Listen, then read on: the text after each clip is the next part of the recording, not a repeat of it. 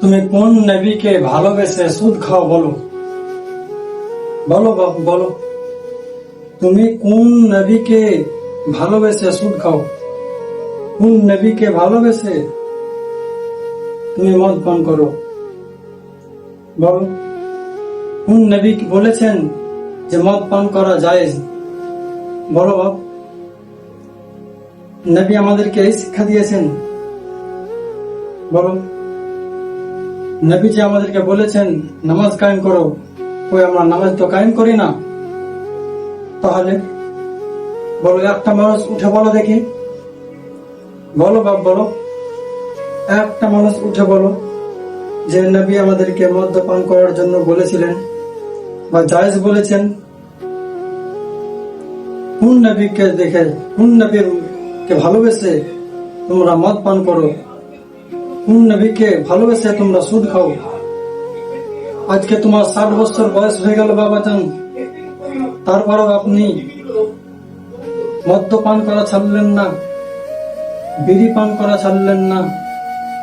আপনি আজকে 60 বছর বয়সে আপনি যে চায়ের দোকানে নস্তকের নাচ দেখেন, নাচ গান হই হুল্লোড় হুলস্থুল, আপনি আজকে চায়ের দোকানে দেখতে আসেন, বলেন এটা কোন নবী বলেছেন?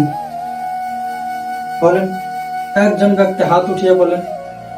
বলো ভাই, যুবক ছেলেরা বলো, তোমরা যে দিনমান মোবাইল নিয়ে এই যে পাবজি ফ্রি ফায়ার খেলছো, এটা কোন নবীকে মহব্বত করে ভালোবেসে খেলছো? বলো বলো, একটা ছেলে বলো ভাই। যখন নবীকে মহব্বত করে তোমরা দুনিয়াতে আছো, তাহলে নবীকে মহব্বত করে কেন এসব খেলছো? কেন 60 বছর 77 বছর হয়ে যাচ্ছে বাবাজি, তাও কেন বিড়ি খাওয়া ছাড়ছেন না? বলেন, আপনাদেরকে কিভাবে বুঝালে আপনারা আর বুঝবেন? আমরা আর কিভাবে আপনাদেরকে বুঝালে আপনারা বুঝবেন? কেন আপনাদের জামানাতে কি মৌলবি ছিল না? না কোনো ওলামায়ে কেরাম ছিল না? বলেন, অবশ্যই ছিল। বলেন, কি ছিল না? তাহলে আমরা মেনে নেব যে না, হয়তো আপনাদের জামানায় কোন আপনাদেরকে এইসব কথা বলার মানুষ ছিল না, তাই জন্য আপনারা এইসব কাণ্ড করছেন, এসব কাজ করছেন। বলেন, তাহলে আমরা মেনে নেব যে আপনারা করছেন, এটা জানতেন না তাই করছেন, কিন্তু আপনারা তো সব জানেন, তারপরেও কেন করছেন? এটা আমাদের নবীর আদর্শ? এটা আমাদের নবীর মহব্বত, নবীর ভালোবাসা? এটা নবীকে ভালোবাসা হয়? হয় না। এই দুনিয়াটা হচ্ছে ধোঁকা। কি এটা? এই দুনিয়াটা পুরোটাই ধোঁকা। এই দুনিয়াতে কেউ থাকতে পারেনি, কেউ চাইলেও থাকতে পারবে না, না চাইলেও থাকতে পারবে না। কোন মানুষ অসুস্থ হয়ে গেলেও সে চলে যাবে, সুস্থ থাকলেও চলে যাবে।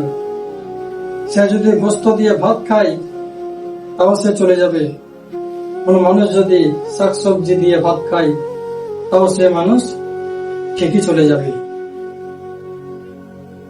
তাহলে ভাই আসো, দিনের রাস্তায় ফিরে আসো, নামাজ পড়ো। তোমাদের চেহারা, অনেকের কালো চেহারা, তোমাদের চেহারা পরিবর্তন হয়ে যাবে। নামাজ পড়ো ভাই। অনেক মুরব্বী চাচাদেরকে দেখা যায় এখন, যারা আজান হয়ে গেলে পরে রাস্তা থেকে চায়ের দোকানের দিকে চলে যায়। তাহলে বলেন, রাস্তার কুকুরকে দেখবেন, কুত্তাকে, যারা আজান হলে পরে ঘ্যাও ঘ্যাও ঘ্যাও ঘ্যাও করতে করতে রাস্তা থেকে মাঠের দিকে চলে যায়, আজান শুনলে তারা দূরের দিকে ছুটে চলে যায়। তাহলে বলেন, আপনি মুসলমান হয়ে যে আজানের আওয়াজ শুনে আপনি চলে যাচ্ছেন চায়ের দোকানের দিকে, আপনি চলে যাচ্ছেন মাঠের দিকে, আপনি চলে যাচ্ছেন আপনার নিজের কাজ নিয়ে ব্যস্ত হয়ে যাচ্ছেন, তাহলে বলেন, এই কুত্তার চাইতে আপনার কুত্তার সঙ্গে, কুত্তা আর আপনি মুসলমান, তার সঙ্গে কি পার্থক্য থাকলো? বলেন, কোনো পার্থক্য থাকলো?